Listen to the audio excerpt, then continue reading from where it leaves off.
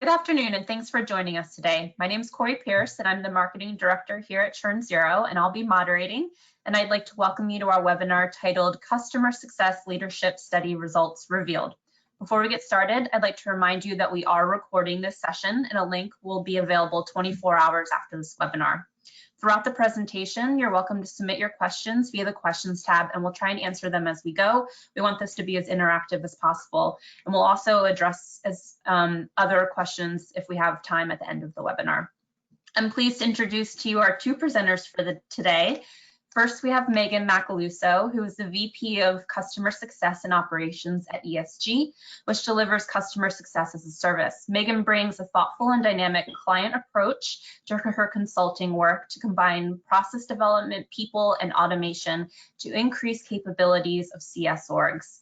We're also joined by Jay Nathan, who is unfortunately not joining us on webcam, but is on audio. And he founded Customer Imperative, which was a consulting agency for B2B SaaS, which eventually developed the Gain, Grow, Retain community, which is for CS leaders.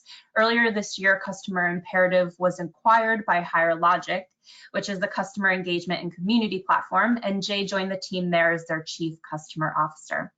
I'm excited to have both Megan and Jay here with us today to go over the results of a recent survey that ChurnZero, ESG, and Higher Logic conducted together. But before we jump into the results and the key findings, wanted just to share a brief background on the survey.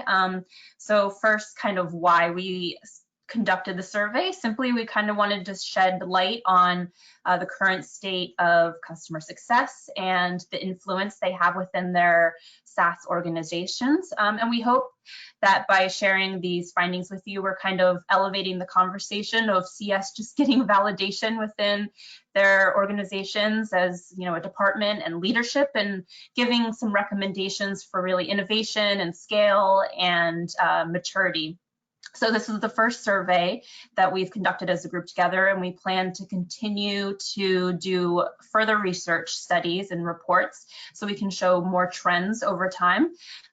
But with this, you'll see our survey respondents that we had from this survey that we conducted just 2 months ago, I think. We had over 600 people, or close to 600 people, respond to the survey, and you'll see the breakdown here in terms of seniority level and company size, but the majority of our respondents came from companies with employees from 51 to 200 total employees and 5 million to 10 million in annual revenue. So Megan and Jay are going to go over some of the key findings from the report, and we will be sharing the PDF of this slide deck with everyone tomorrow in a follow-up email, but I will say we are working on finalizing the full report that we will be launching just shortly after the holidays. So we will let everyone know when that is available for download. So, but you're getting a sneak peek of the results today. So with that, I'll turn it over to Megan and Jay. Corey, thank you so much for the introduction. And before we go into the key findings piece, just to further expand on sort of the purpose of the report, I think it's becoming more and more relevant to understand what other CS leaders within our world are doing and how they're doing it. And so what Jay and I would like to do with some of these outputs that we found is dig a little bit deeper into how this is looking and feeling within everyone's business and organization. But very much looking forward to sharing these findings, and this is a really eye-opening experience for us.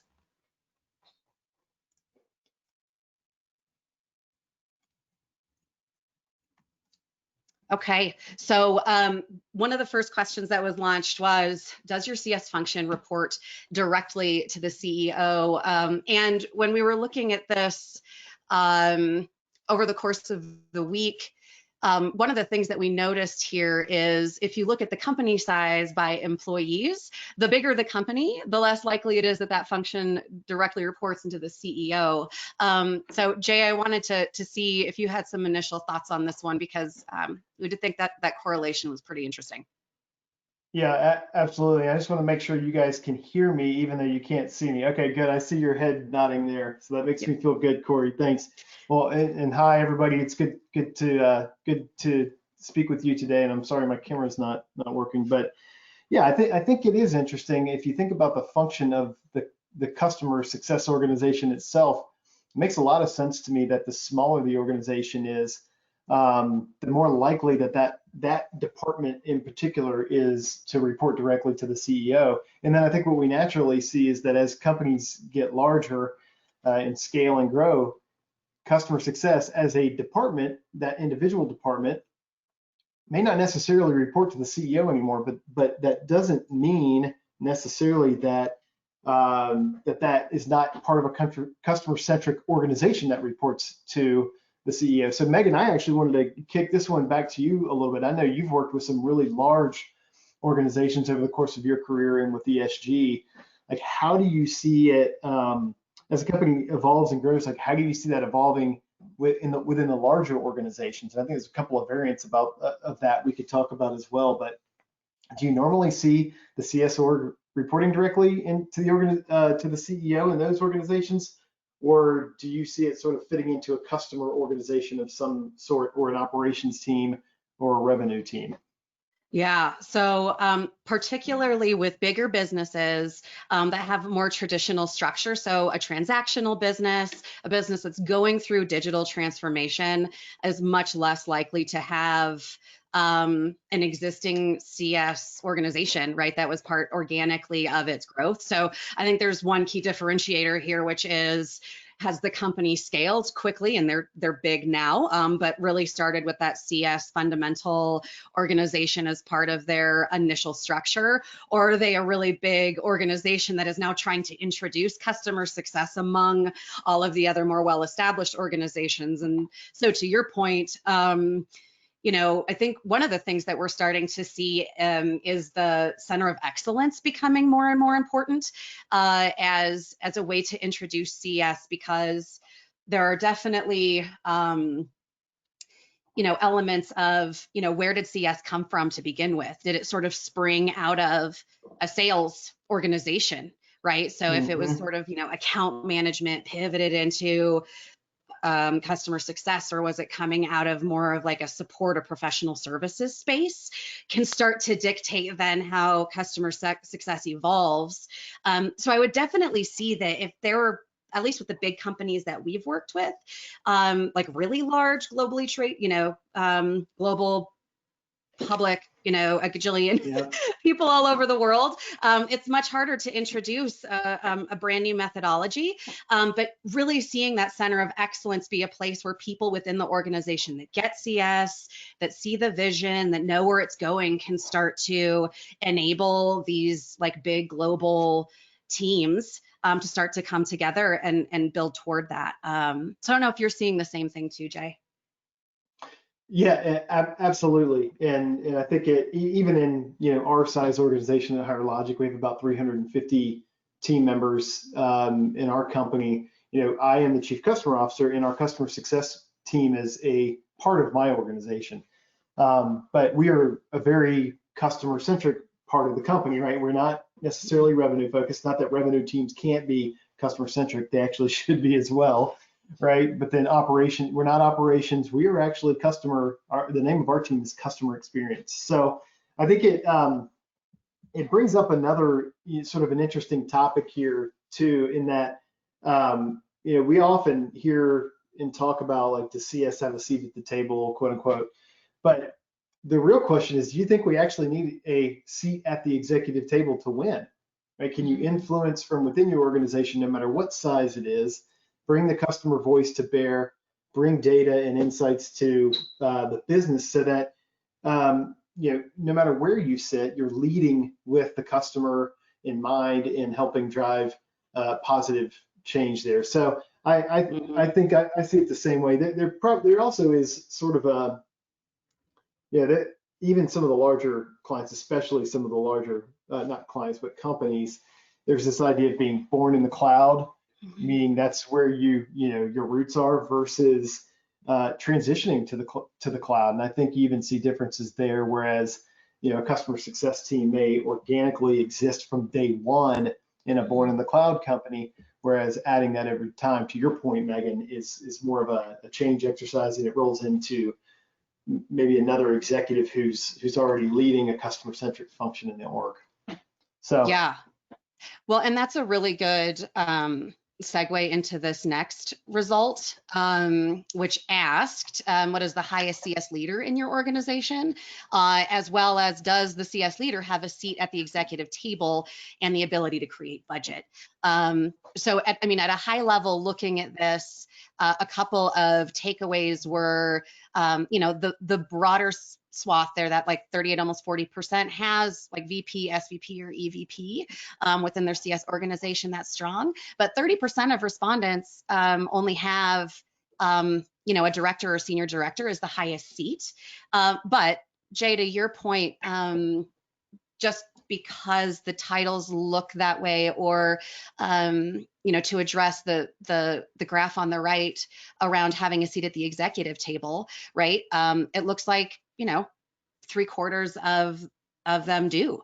But I do want to dig in deeper to your point there around accountability and influence and driving value within the organization, even if you don't necessarily have someone sitting in an executive position from your CS organization.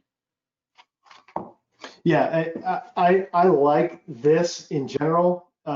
We'll have to do some other cuts of this data to look at these roles overlaid on the company size, because a VP or a director in one company that's small may look a little different from a VP or a director in a larger business. But I like the fact that we have a lot of customer success leaders saying now that we have the ability to create budget. And that's not just about, getting spending authority. That's really about getting the authority to do the things that we need to do to drive the customer experience and drive customer outcomes. And that could come in form of, making the case to hire headcount to go engage directly with our customers. It could be making the case to go hire, but employ tools, put tools into place that help us scale the customer experience. Or it could be leveraging outside help from consultants like ESG, or even what my firm used to do, which we don't do that anymore, but getting outside help to help get programs in place and get acceleration to happen. So it's good that we see CS gaining traction in that way. And I think that's a function of this year too, right? I mean, a lot of companies, especially ones whose new bookings have slowed this year because they're in an industry that's impacted more heavily by COVID, have realized that the bread and butter for 2020 may just be retaining our customers and getting us as a bridge to 2021. So I think there's a lot of factors that play in what I'm seeing here, at least. Yeah, absolutely. And we did want to ask the question, so we're going to put a poll out for our audience members. So it's budgeting season for many of us, and wanted to throw out there to this audience: has COVID-19 impacted your ability to create a budget? So would love to know, yes, I had the ability pre-COVID, but no longer do. Yes, I didn't have ability pre-COVID, but now do. No, it has not changed. So that, I think, to your point, Jay, around that second bullet, I would suspect like a number of leaders were brought to the table this year in a different way than we saw before 2020. Yeah, the story that I've heard the most about, I've witnessed it myself, and we're sort of living it now ourselves at Higher Logic, is the customer success team is all of a sudden right in the middle of conversations about how we provide flexibility to our customers from a contractual perspective. In a SaaS company, usually the last thing you want to do is change your commercial terms in any way, especially to reduce ARR, because it just is the bread and butter of a SaaS company, right? Those recurring revenue streams, that annuity, is the core of what makes the business valuable to the market. So customer success teams, I know ours is very heavily involved with the conversations leading to how do we provide flexibility to our customers, whether it be short-term kind of flexibility or even longer-term flexibility, just to make sure that when we get to the other side of whatever the pandemic has done to your business, those customers are still with us. We have the opportunity to hopefully bring them back up to their spending levels that they were at even before we gave them some concessions, and are able to sell additional product and expand our footprint with those customers once we get there. So I think there's a heavier involvement with financial matters probably than there's ever been this year. That's my gut and what I've seen personally. How about you, Megan? Yeah, and I'm looking at these poll results too. So, and this is interesting actually. So 85% or say it has not changed. And so the other 15% are split between, yes, didn't have ability before and now do, and 10% say they had it but now don't. So those are interesting results to me. And one thing I would like to touch on before we move on from this is around how the process has changed going into next year, and how customer success resources are maybe being prioritized differently than they were in the past. Because while this was and is a short-term problem that we need to solve for, I think a lot of the impacts are going to be more permanent for us. And so, just in looking at next year, how, and Jay, maybe even in your business, but how have you seen, looking into the future in 2021 and beyond, been impacted by, some of the budget challenges that we've had this year? Yeah, well, we've been, I would say, for us personally, we've been very fortunate in that our business, people have relied more on engagement with their customers through even non-traditional means this year than ever. And so we're pretty well positioned to maintain our customers through this. But I think the budgeting process for us and other budgeting processes that I've been involved in, or at least seen unfold this year, are really sort of top-down exercises, maybe more than they would have been in the past. Maybe a little bit more provisional and maybe a little bit more conservative. Like, let's take a more conservative approach in the earlier months of the year in terms of adding headcount. Can we push ahead? That's very crass, isn't it? Can we push hiring new team members? How about that? From January to April, or from January to June this year, just to make sure that as we enter in the next year, we're able to sort of start off with some wins and not get upside down.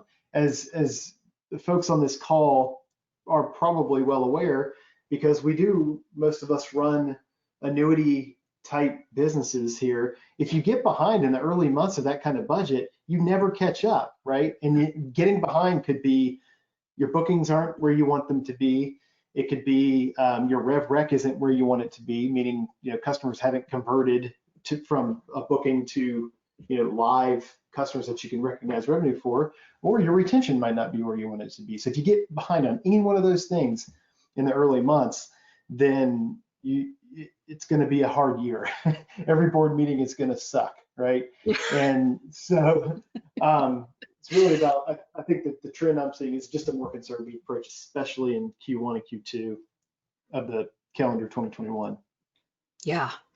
Absolutely. And I think that speaks to the overall challenge that we run into in an ongoing subscription business. Quarters are not, customers don't care about what quarter it is.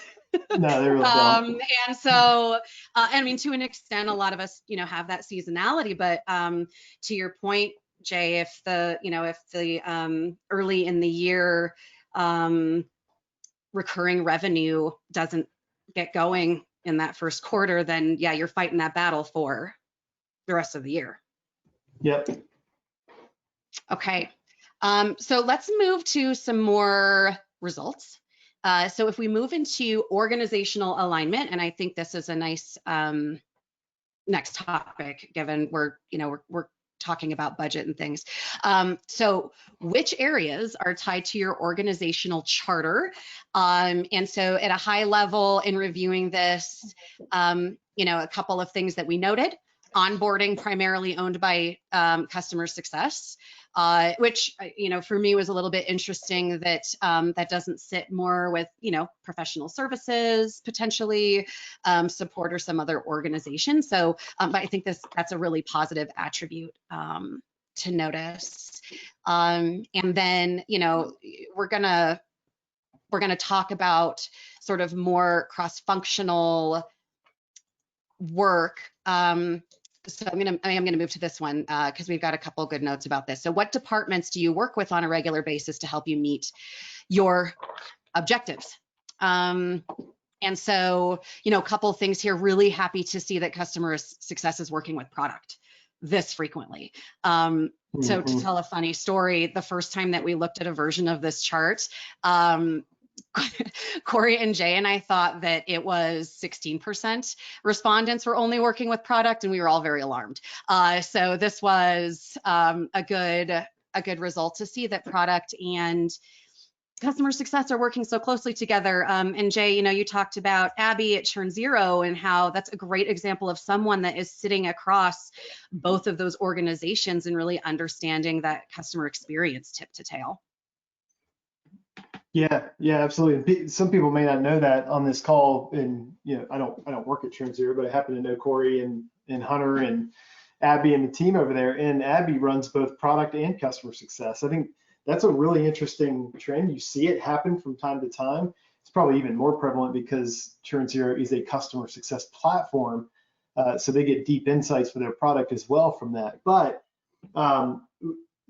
it doesn't matter where your customer success team fits. And I think that, maybe the crux of this conversation is that, really, I see the customer success team when it comes to thinking about the product roadmap, needing to be a filter and a front end for the product management team. A lot of times, I think we get in the habit, especially when we're hurried in terms of getting feedback from customers, quickly getting that over to somebody in product to say yes or no, we can do this or we can't. And sometimes we miss the opportunity to aggregate what we're hearing across the customer success team so that we can do, and by across the customer success team, I really mean aggregating it across the entire customer base so that we're taking a consolidated, organized, prioritized list of needs that will maximize the benefit to our overall customer base, to our product team, so that we're not killing them, by death with 1,000 cuts kind of scenario. I used to be a product manager, and product management teams have a lot coming at them. So I think that partnership is a really important one, and anything we can do to help sort of aggregate and act as a filter of sorts in a priority, a team that's helping set the priorities, at least from a first pass perspective, for the product team can be really helpful. So I don't know if you've seen the same thing, Megan, in your travels. Yeah, it's funny that you say it, because it's really, there's both a struggle with getting data cross-functional, right? So how, what information is product getting? What information is customer success getting? What information is marketing getting that we need to share across all of these organizations so that we can have a good customer experience, right? And so getting that mechanism going, and companies that do that well are pretty advanced, right? But then I think to your point, the flip side is you can drown people in data points and not really, make action on data that's coming in before it's prioritized, before there's a really good sense for level of effort or depth of the problem, which is something I think you're speaking to, that it's a really key step when customer success is sharing all this good information cross organizationally, that one, you have in mind what's valuable to each of these organizations, how to package it and present it, and how to understand what the priorities are. Yep, absolutely. The other one that I would pick out on this list, R&D doesn't surprise me that it's that low, because I think that it's typically more of a support function to be interfacing directly with engineering. So in my mind, customer success should typically be channeled through the product organization. But the other one that sort of stuck out to me, that I don't know, I'm curious whether you think it's low or high, Megan, is finance, especially this year, right? We talked about RevRec, we talked about renewal impacts on cash, we talked about profitability, revenue, ARR. like there's just such an important connection there, because I think for years, everybody has gotten, by definition, we have to be good at all the financial reporting. Like you don't get funded, you don't get you don't get opportunities as a SaaS business if you can't do the basic financial reporting. But where the real I guess holy grail is in my mind is if I can connect the actual state and psyche of the customer base to those metrics and tell the story about why those metrics are what they are, and how we could move them one direction or another, that's a really powerful thing. And by the way, I think it's a business acumen thing that customer success leaders need to be able to bring to the table in their day-to-day jobs, so that they can continue to increase their influence in the organization. Because if you can tie things back to the business in that way, that you're seeing, tie things from the customer voice and the customer point of view that you're seeing in the business to the business, then I think you're going to have a much better shot at advancing your career and becoming a meaningful, executive leader in the business. Yeah. And as I think about that, Jay, I guess my question for you is, for people that are leaders and are looking at that process, but don't really know how to start those conversations, or like how to step into a space that maybe isn't open yet for them, that you have to create for yourself, where you're seeking to understand what other leaders in your organizations need, and you're prioritizing that data, and you're building out a longer term cross-functional relationship with your other leaders. In your experience, have you seen, I don't know, a way to go about that is a good entry point that people can think about, as part of their plan for next year? Yeah, it's a good question. I mean, I think you always have to start with a natural curiosity about other parts of the business, right? Realize that there's probably a lot that is going on that you might not be aware of, and maybe seeking to understand that. I mean, not to go, I don't go deep into my personal story, but how I got into management was, I was a sort of a principal individual contributor at a software company, and I was on a small team, and it had its own P&L, and I was really interested in what that P&L said and what the numbers meant. And I asked my boss at the time, like, can I be involved with this every month, like understanding what these numbers mean?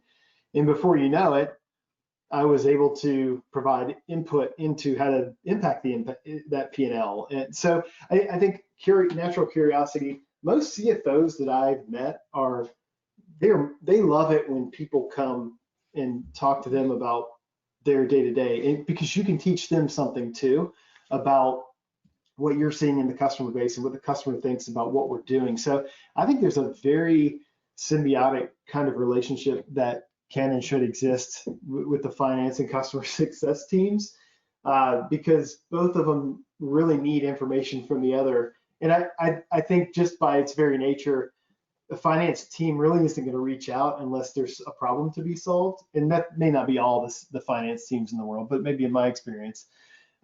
Whereas CS folks, are more likely to go, create those relationships throughout the organization.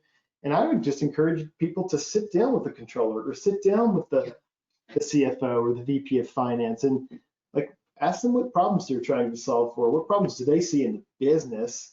And then help them connect some dots, offer them some information. I don't know if that's, it's pretty informal, but. Interrupt. So you went over the finance. We have a question that came in saying having CS be the bridge between finance and product can be really helpful. What are some key metrics we can bring to product to help them prioritize their goals? I'll let you start on that one, Megan. I've talked That's a great question. So, when we start talking about feedback loops going into product, I think, Jay said something really important, which is seek to understand. So, hey, product, what are you measuring? What are your metrics? What are your goals? And then what does the work look like? I think something that came up is, Jay, you had mentioned this, I think, in a previous conversation, that it's really easy for us in customer success to care about everything our customers want, right?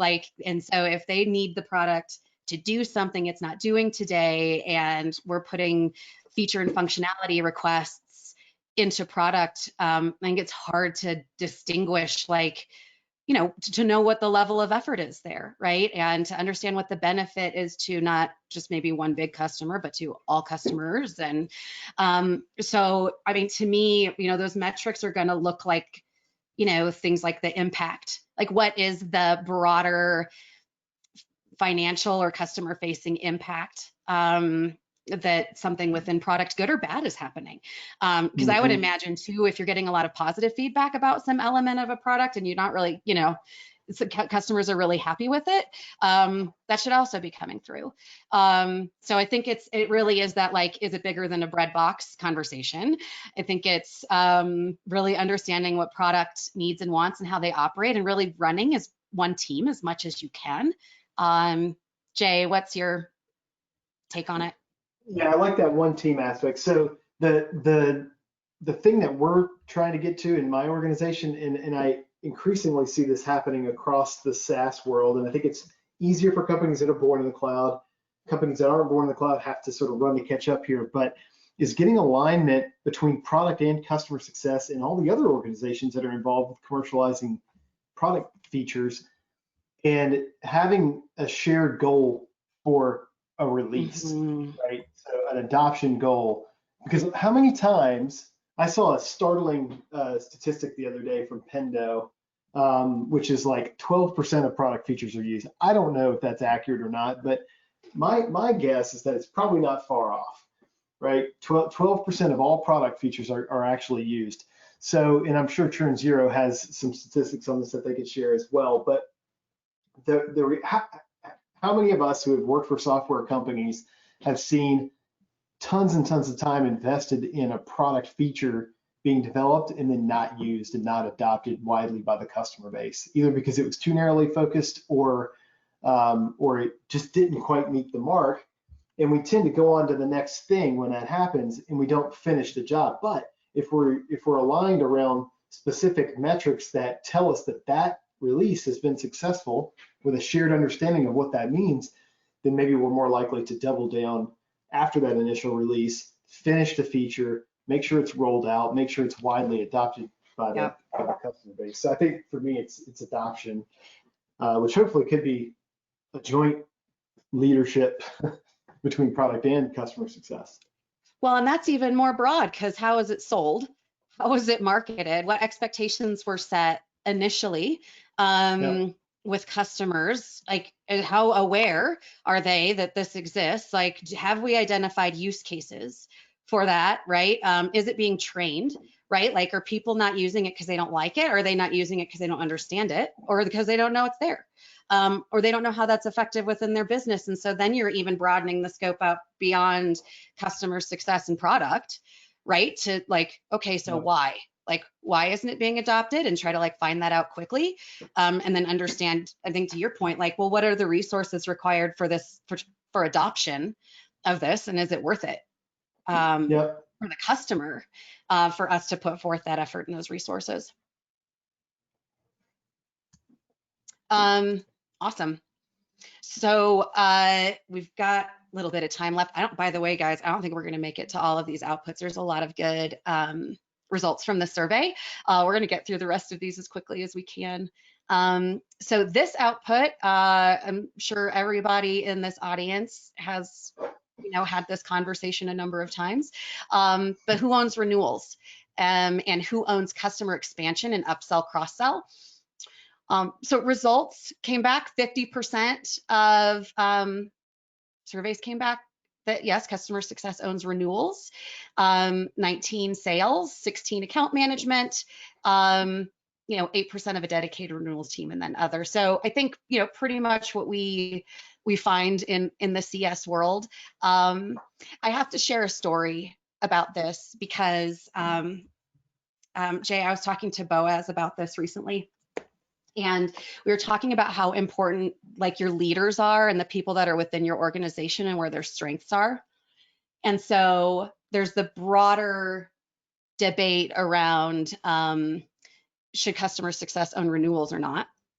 And that can be debated on the surface. But something that we talked about is, well, if you've got a really strong CS leader, that's good at renewals work and driving revenue that way, then that team can look and feel really, really different because it's tailored to that leader and to that team and their way they're able to drive results.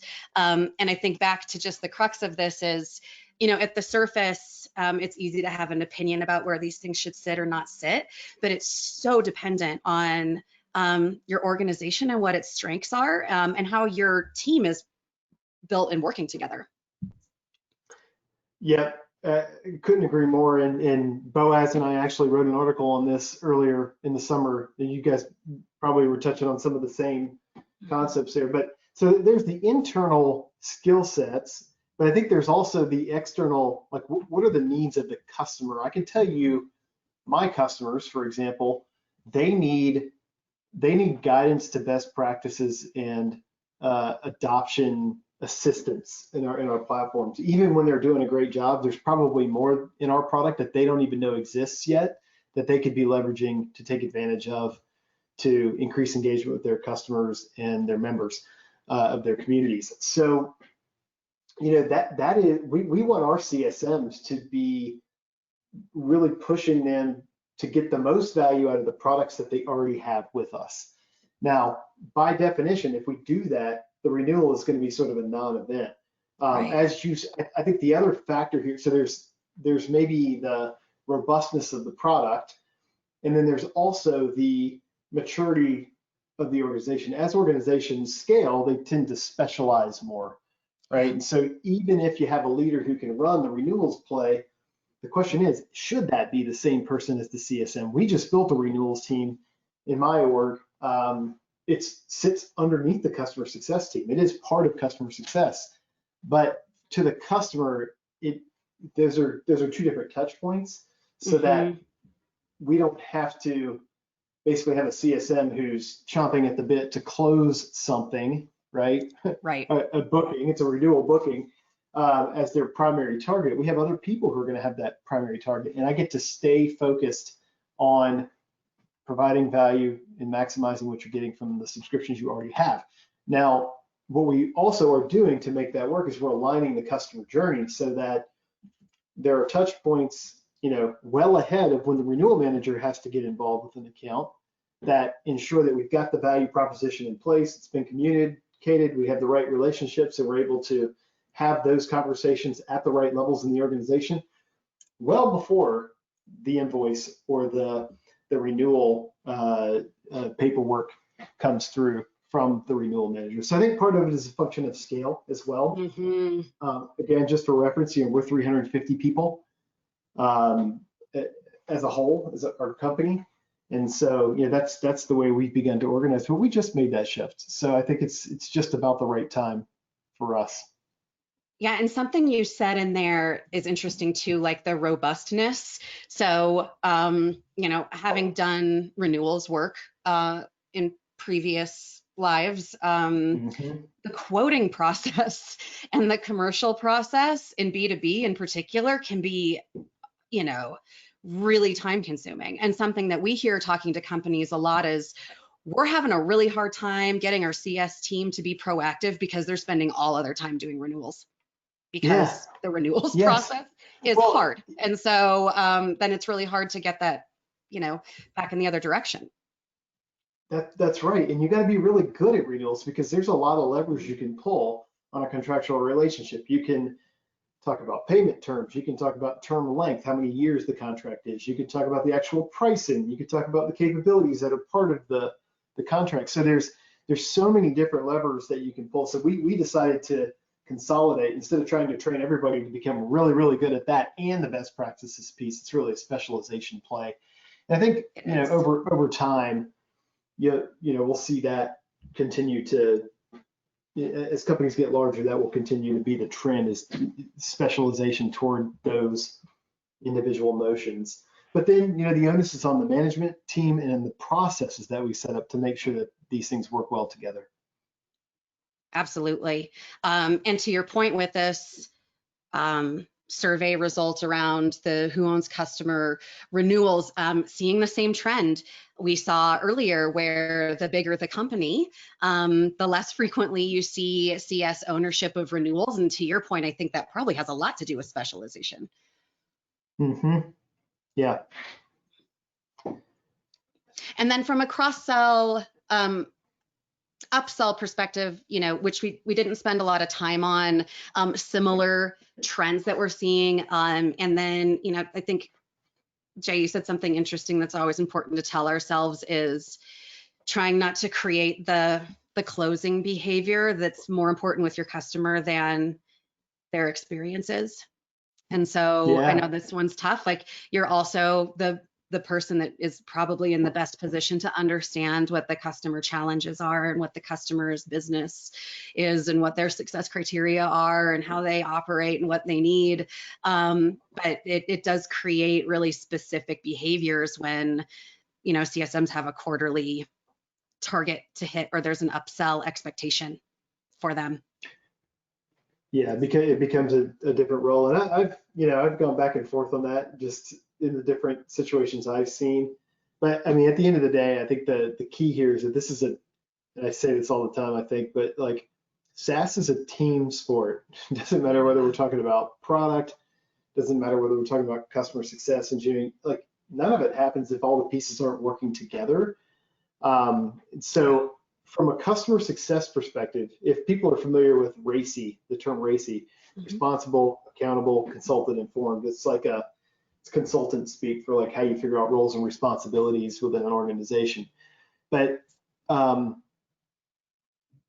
if I'm a CS leader, I would always consider myself accountable for revenue retention and expansion. Like, you want to have that accountability. I think that earns us, as leaders in the organization, a place at the executive, helm of the business. But the question is, who's responsible for each of the individual motions to get us there? That can be any number of people. So that's really what leadership's all about, right? Is taking full accountability and ownership over some of the bigger picture outcomes that we want to achieve as a business. And I always encourage customer success leaders to focus on that accountability at a broad scale. Man, that's a great point, because if you think about the touch points and from a customer view and the things that happen, where all of us probably at some point as a business leader have made a decision to continue a subscription or to continue using a tool or to grow or to add more services or to do any of those things, right? Like, that got there on the backs of lots of people. That's right. And it was how your solution and your business was presented. It's about the relationships that you have. It's about the reliability and the warranty and right. the relevance to your business, right? And so no one renewals manager made that happen. So I think that's a great point. Yeah, we even talk about this all the time with my CSMs. My CSM is very possessive, isn't it? But with the CSM team at Higher Logic, we want them to consider the executive team to be their right-hand person to go to bat with their customers with them.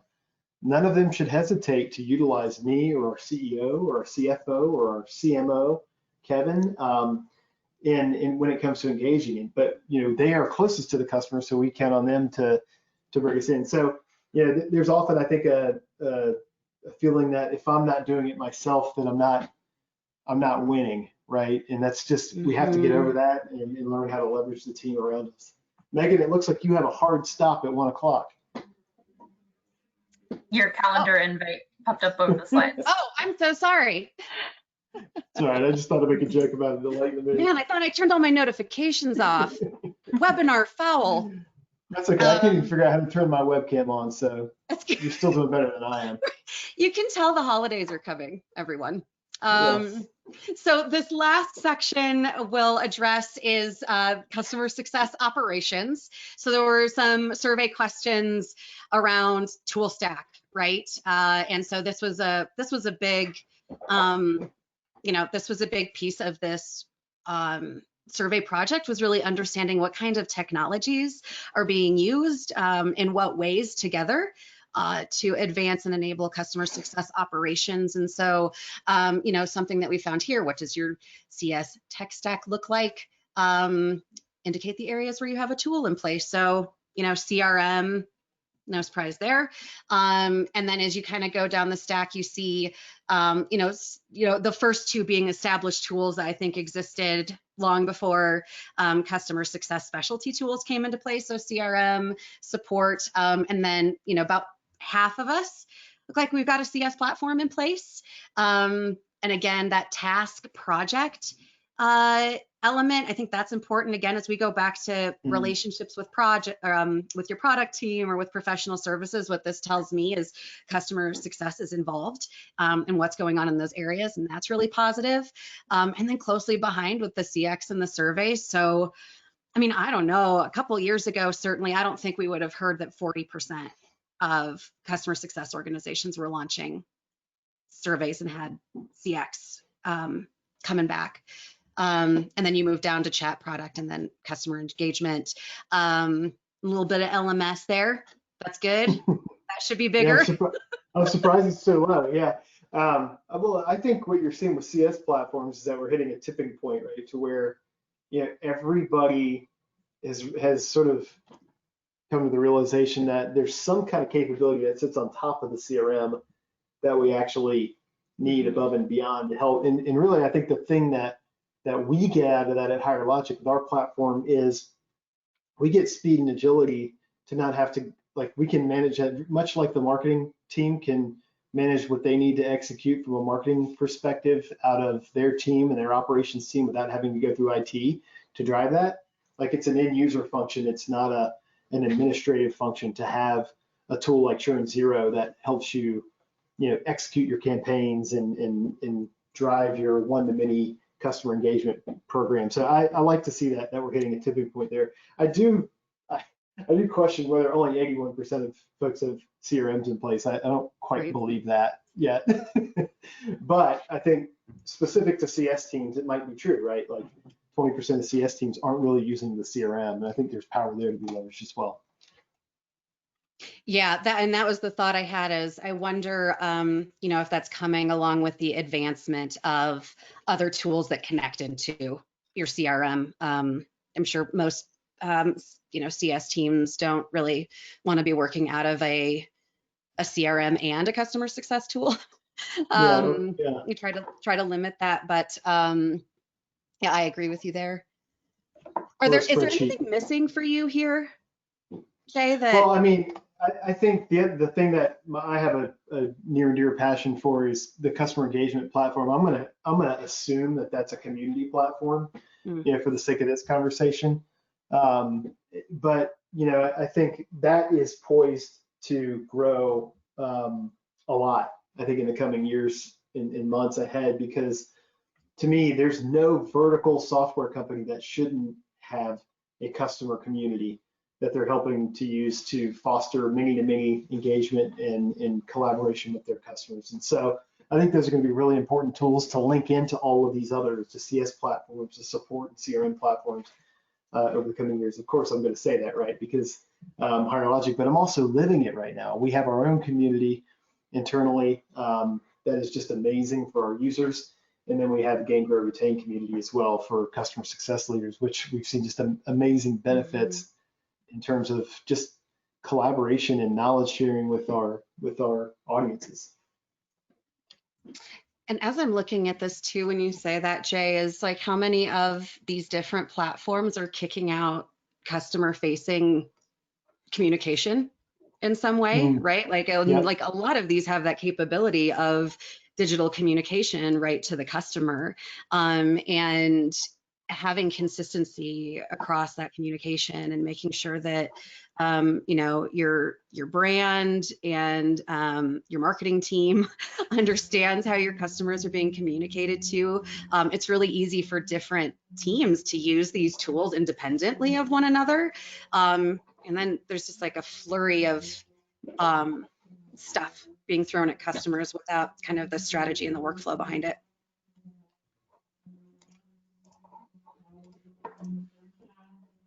Okay, and then I think this is the last report that we're going to look at. So this one's around strategy.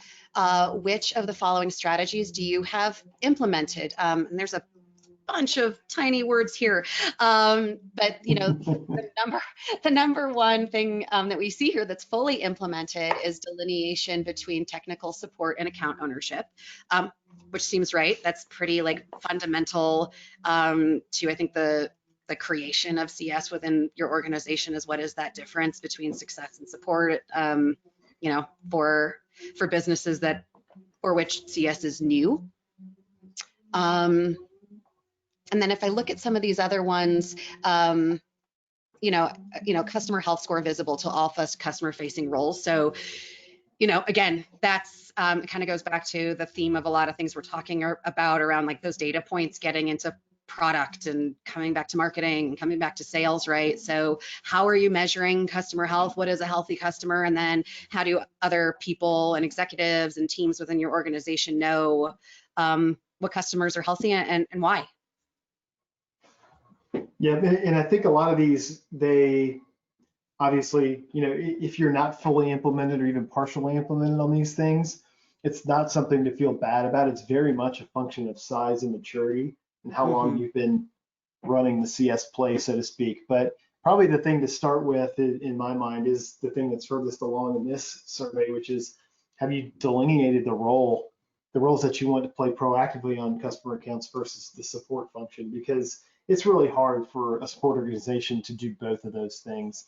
And there are programmatic things that we need to be doing to engage with customers before they have a problem that I think really help us get ahead of, you know, of future churn and future, you know, attrition of customers. So yeah, this is really encouraging to me, and I think, you know, but nobody should feel bad if they haven't implemented many of these things yet. There's plenty of opportunities as you grow, and I can tell you confidently, my organization is not in the same place in all these, right? It's uneven how mature we are in some places, and so we're coming along in certain places, we're ahead in other places, and we're behind in other places, and I think that's okay.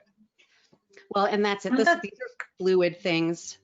Just real quick, Corey, like, yeah, these are just fluid. And sometimes you take a step forward and a step backwards, right? Like if I look at, you know, segmentation model, for instance, well, if a bunch of new products were added or your customers are growing by leaps and bounds, that has to be revisited on a regular basis. And so just be willing to toggle these things as your business changes so that you can always, you know, iterate based on what's happening in your environment.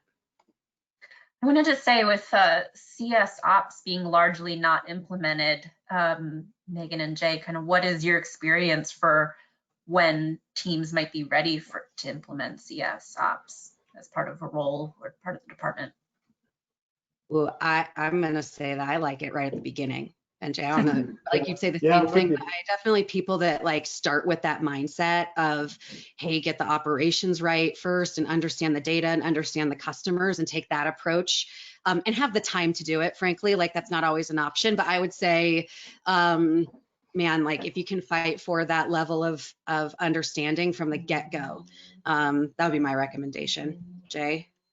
I 1000% agree, because I think even what I'm seeing right now, we have a high touch model sort of already built, but even in our high touch model, I'm seeing ways that we can engage on a one-to-many fashion, even with our largest customers. And I think if you start with that mindset and just lay the framework of communication and that constant cadence and, you know, feedback loop and cycle,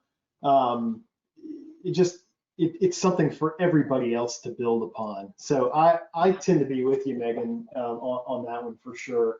I like the idea of having that. The other thing that an operations team can do is sort of, you know, there's the cadence of communications to customers, but then there's, okay, you know, there are certain functions, there are certain things that need to happen, whether it be realigning customer accounts as things change in the CSM team, or rolling out a new segmentation model. There's certain things that need to happen. At some point, you need some specialized help to just make those things happen faster. You may not be able to get it from the sales ops team anymore. And that's when you would definitely want to go have a role that's focused on systems and data for the customer success team specifically, when it's sort of beyond what you expect your director of CS to do, or more than they have time to do, and that sort of thing. So I think it's a critical role that's emerging. Yeah, and to your point around, so at least from what I'm hearing is, customer success operations is emerging quickly as something that companies are looking for, but there's some ambiguity around what that means, right? Like, I don't think sales ops and CS ops are apples to apples types of roles. And so just understanding what it is and how it functions and what's important within your organization. And like, a lot of CS leaders are responsible for all of it, right? Like, a lot of CS leaders are running a team and they're a point of escalation, and they're responsible for the budget, and they're responsible for a churn number, and they're responsible for CS strategy and execution and the operations. That's a tall order. Totally. So if you can get that operational support where someone's focused on the business and someone's really focused in on the customer and the team, they can go a really long way. Great. I will pull this last one up as we're kind of getting towards the end here, because this is another important topic that we surveyed on is, Jay talked about earlier, the customer community and how companies are using their community. And so this was an interesting breakdown. And Jay, I'm sure you've got more thoughts about this than I do, but not surprised to see that support tickets are the primary use case there. So I know that's sort of the origin of the customer community was really to support. But there's a lot of opportunity here in terms of these other areas, engagement and training and advocacy. So it's probably something worth touching on here too, Jay, is, if you have access to a community or you're thinking about a community, what are some, as a CS leader, what are some ways to approach that? Yeah, I know we're running short on time here, so I'll keep it very short, but support is actually, I think, a longer term use case. Support, cost of support, reduction.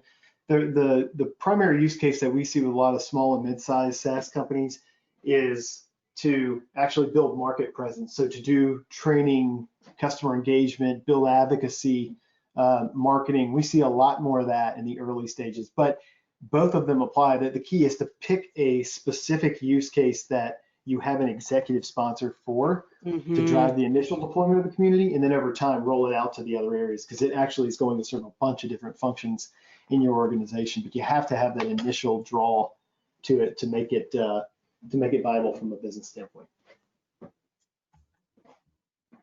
Yeah. Awesome. Thank you, Megan and Jay. We are at the top of the hour, so I think that we'll bring our webinar to an end, but I wanted to thank you both for walking us through the survey results and remind all the attendees that we will be sending out a link to this recording tomorrow with a PDF of these slides, and then please keep a lookout for the full report that we will be publishing just after the holidays. And also a survey will pop up at the end of this webinar, and we'd appreciate it if you could go ahead and give your feedback on this presentation, just so we can have that and keep it in mind for future webinars and content that we like to bring out to you.